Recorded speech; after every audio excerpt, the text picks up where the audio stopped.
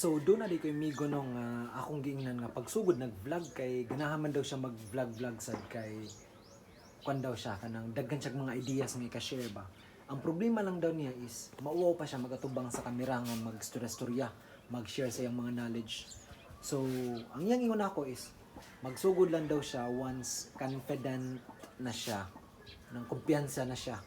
Kay para di daw awkward, di daw weird sa tanawon sa camera.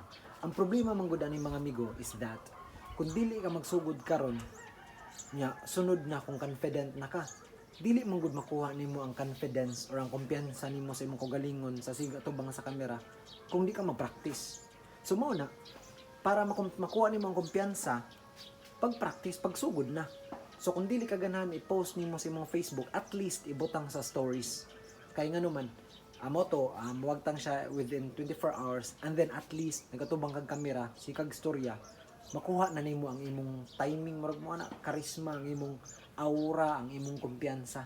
Ana. So magsugod na siya one step.